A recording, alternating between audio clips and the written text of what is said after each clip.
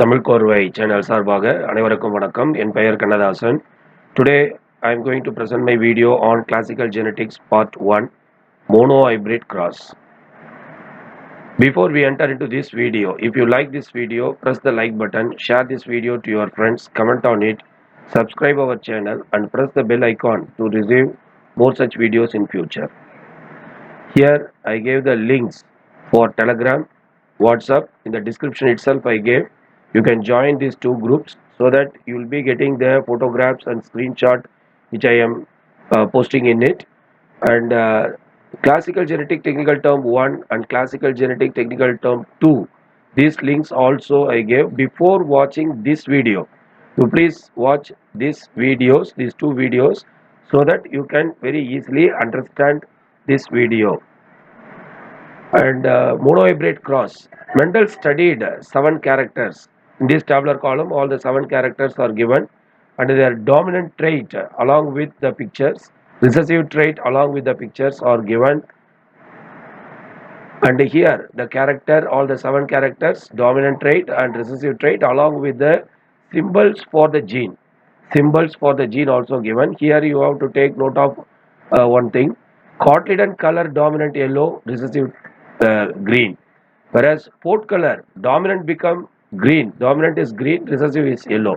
So in the same plant, a color may be on one character it is dominant, another character the same color may be recessive.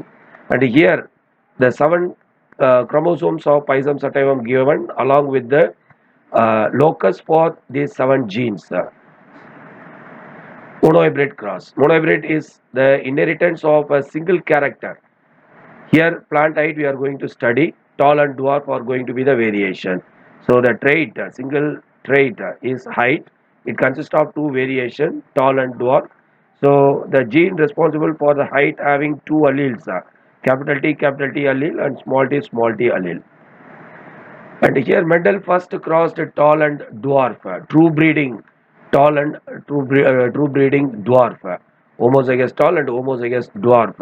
In the F1 generation, he obtained all the plants are tall with capital T small t heterozygous condition. Heterozygous condition, tall was expressed. So the character expressed even in the heterozygous condition is said to be the dominant. So all the plants were tall and all the plants were having capital T and small t or as their genotype. Here the selfing of F1 generation lead to the F2 generation. Here you can see capital T versus capital T homozygous tall, capital T versus small t heterozygous tall, this capital T versus this small t heterozygous tall. So all these 3 categories are tall and here it is homozygous dwarf, small t. The character expressed only in homozygous is called as recessive. So the genotypic ratio is 1 is to 2 is to 1. The 2 stand for capital T and small t. And these 2 genotypes are producing tall phenotype. So the phenotypic ratio become 3 is to 1. When the F1 generation was selfed, Mendel noticed that in the F2 generation, 787 of 1064 F2 plants were tall and 277 of 1064 F2 plants were dwarf. And their percentage is 73.96 instead of 75. 3 is to 1 means naturally 75 should be tall, but here 73.96 alone given, here 26.03 is given. How the Mendel was able to rounded off this figure means it is with the help of fitness checking with the help of chi-square. Okay, it is tested, it is well fitting within the ratio of 3 is to 1. This I am going to discuss in the another video. So please subscribe my channel so to see all such videos. Punnett square. The Punnett square, this is the Punnett square. This is the Punnett square where you can see the diagrammatic and graphical representation to calculate the probability of all possible genotypes of offspring in a genetic hybridization cross called as Punnett square. So you can see all the genotypes together here and their ratios also we are able to establish both phenotypic and genotypic, and this is named after British geneticist Reginald C. Punnett. And there are other methods of that is presenting it in the diagram. So this is called as branch diagram, and this is called as tree method. Reciprocal cross. So Mendel also performed a reciprocal cross in order to show that sex is not influencing the inheritance of trait, especially with respect to height of the plant in Pisum sativum. First, he considered tall as female and dwarf as male. Again, in the second experiment, he considered tall as male and dwarf as female. In both experiments, the results of the reciprocal crosses are the same, both in F1 and F2.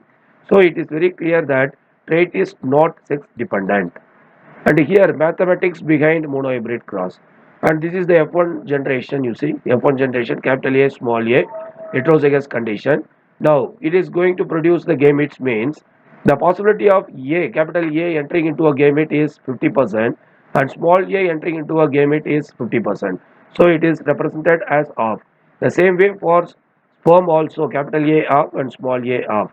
And A fertilizing, A homozygous is formed, and the ratio become 1 by 4, 1 by 2 into 1 by 2, 1 by 4. The same way you see for all 1 by 4, 1 by 4, 1 by 4, and here you have to take note of these two. Okay, 1 by 4 of A, 1 by 4 of capital A small a, capital A small a.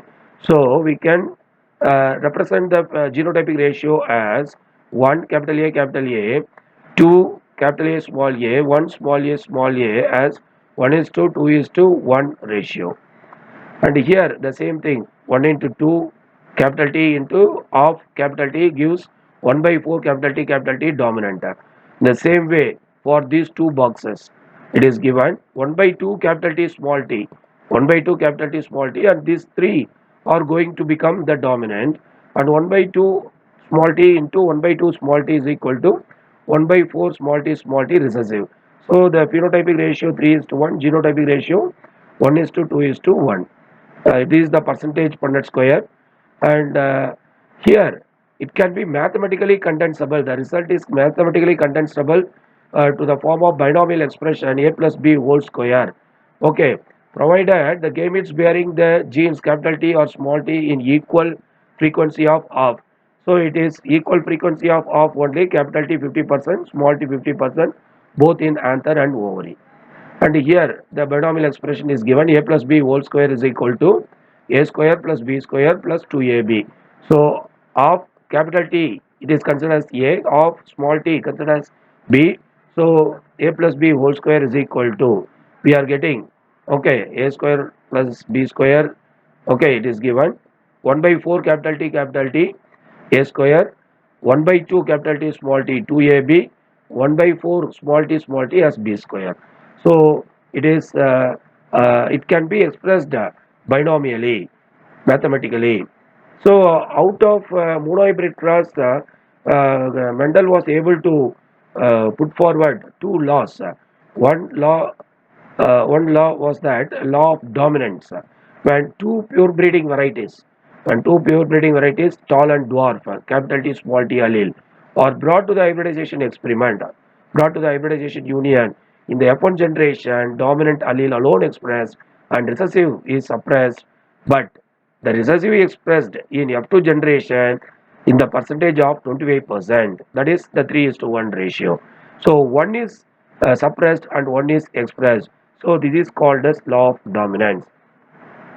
This law of segregation, also known as law of purity of gametes, when two pure breeding varieties, a pair of allele, capital T, small t, are brought to the hybridization experiment, they stay together in the F1 as capital T, small t, okay, F1 generation without mixing or blending. When F1 generation form the gamete, they, capital T, small t, separate from each other, that is segregate from each other and enter into different gametes. Okay, so you see here capital T in one gamete, small t in another gamete. In the same way, ovary also capital T in one gamete, small t in another gamete. So gametes are pure for a character. So it is also called as purity of gametes. Law of segregation also called as law of purity of gametes. So this is the end of this video. Thank you for watching, my dear student. We will meet in part 2. Thank you.